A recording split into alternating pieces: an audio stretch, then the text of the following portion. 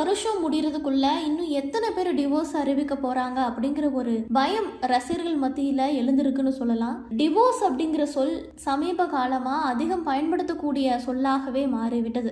தனுஷுக்கும் Aishwarya ரஜினிகாந்துக்கும் November 27 divorce கிடைத்திருக்கிறது. Jayam Ravi ஆர்த்தியின் divorce வழக்கு போய்கொண்டிருக்கிறது. இசையமைப்பாளரும் நடிகருமான GV Prakash குமாரும் அவரினுடைய காதல் மனைவியான சைந்தவியும் பிரிந்து வாழ்ந்து வருகிறார்கள். இசை புயல் ஏஆர் ரகுமானை டிவோர்ஸ் செய்வதாக சாய்ரா பானு அறிவித்திருக்கிறார். இந்த ஆண்டு முடிய இன்னும் சில நாட்கள் தான் இருக்கிறது. அதற்குள் வேறு யாரும் டிவோர்ஸ் செய்தி அறிவித்து மேலும் ரசிகர்களை கவலையடைய செய்து விடுவார்களோ அப்படின்னு எண்ணிக்கொண்டிருந்த இந்த சமயத்துல மேலும் ஒரு டிவோர்ஸ் செய்தி வெளியாகி இருக்கிறது.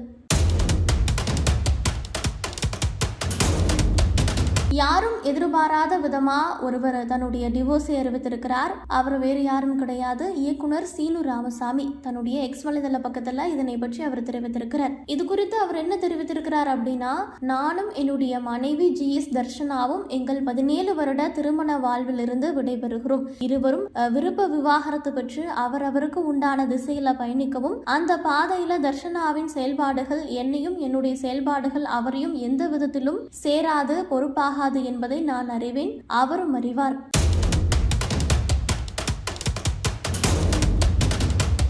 இந்த பிரிவுக்கு உதவும்படி சென்னை உயர்நீதிமன்றத்தை நாடி இருக்கிறோம். இருவரினுடைய தனிப்பட்ட இந்த முடிவுக்கும் அதன் உரிமைக்கும் மதிப்பளிக்கும் தங்களின் வாழ்த்துக்கள் எங்களுக்கு ஊக்கம். அன்புடன் சீனு ராமசாமி என அவர் தெரிவித்திருக்கிறார்.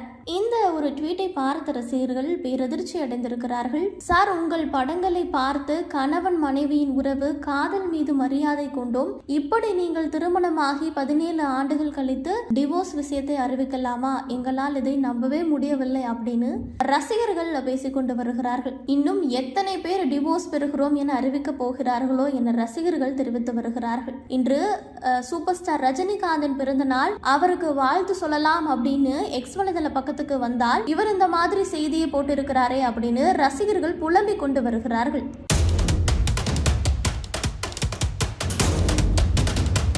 அனைவருக்கும் இதுல ஆச்சரியமான விஷயம் என்ன அப்படின்னா, சீனு ராமசாமி இயக்கிய படங்கள்ல காதலை அழகாக காட்டியிருப்பார். 2007 வெளியான கூடல் நகர் படத்தின் மூலமா இயக்குனராக அறிமுகமானார் சீனு ராமசாமி. அதன் பிறகு தென்மேற்கு பருவக்காற்று படம் தான் அவருக்கு ஒரு நல்ல பெயரை பெற்றுக் கொடுத்தது.